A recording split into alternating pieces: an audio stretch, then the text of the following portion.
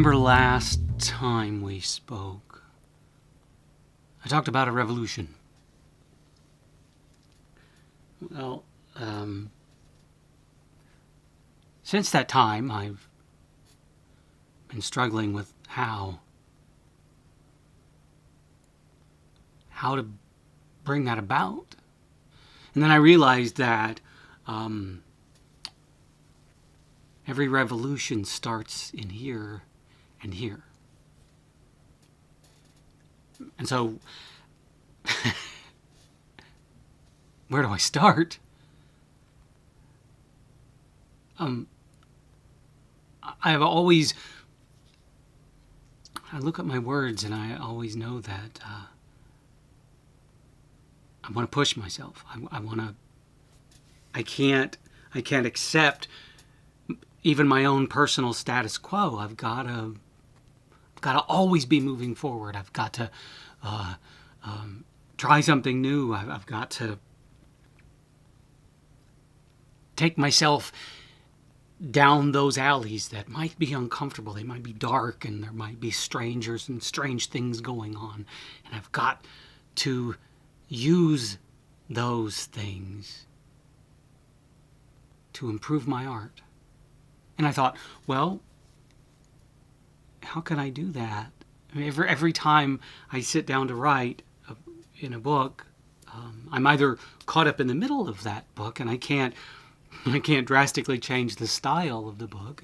And when I start a new book, my brain always wants to just do its thing without, it just does its thing. So I was wondering, what could I do to kickstart that? And you helped me out. You reminded me that the first words I ever put to paper were poetry. And for whatever reason, I mean, it may have been a woman, it may have been me and my angst-filled dilemma of youth that caused me to want to be a poet. So I wrote things and wrote as many words as I could.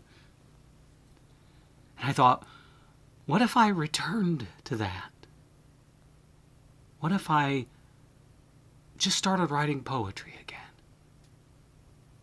And let the rhyme and not necessarily the rhyme, but the rhythm and the depth of those words remind me why I did that, why I do this, why I started this. So I started digging around and looking for some of my old poems, and I found one. And it's nothing really incredibly special, but it's something I wrote a long time ago.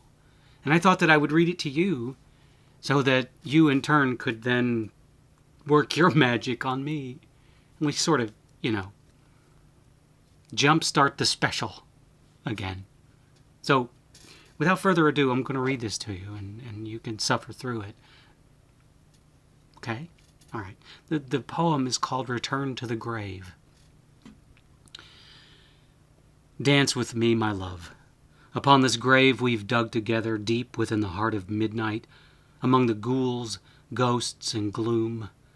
We'll share a twirl and a spin, caught up in a cobweb lace of spider silk down, with the sound of harpsichord and howling wind, a music of passion for our tomb. Above the ground, on the outside in, lovers of the dark fantastic will twirl and spit, on graves freshly dug and souls put to new rest. Aloud they live, to die too soon.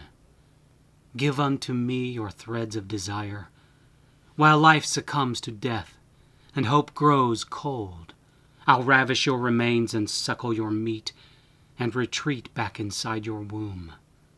Take me, dearest death, underneath your blanket of sorrow, so that I may live again with my darling first love, to wrap my bones around her morbid corpse, a posthumous blossom to bloom. Okay, so it's not a perfect piece of poetry, of course, but catch that alliteration there. But it reminds me of the musicality of words, and makes me want to go back and revisit this, maybe what I'm working on now, or rethink what's going to happen in the future, and makes me want to meld that poetic spin of words back into my prose. That's a revolution. Albeit small, but it's a revolution. And it's something that I can do, and it's something that everyone can do. Go back to what ignited the passion for what you do, for what we do together. Because you inspired this, of course. I don't remember what it was, but that was quite some time ago, and I doubt that you remember what it was. Or maybe you have this eidetic memory. Maybe the Muse has an eidetic memory and can recall every single thing that you've ever inspired in me.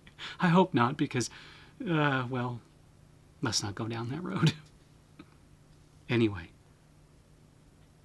poetry. To wrap my bones around her morbid corpse, a posthumous blossom to bloom.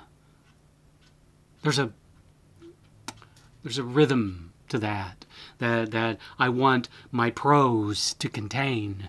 I want people to be able to read my books and stand up while they're doing so and dance to the rhythm of the night. I couldn't help myself. So this is what I'm going to do. I'm going to go back to poetry to rekindle my love for the poetic prose that someone once called my work. Maybe it's all still there, and maybe I've just become so accustomed to writing those words in fiction format that I don't see it anymore. I can look at this poem and I can it's like the subtext and the rhythm just jumps out at me, and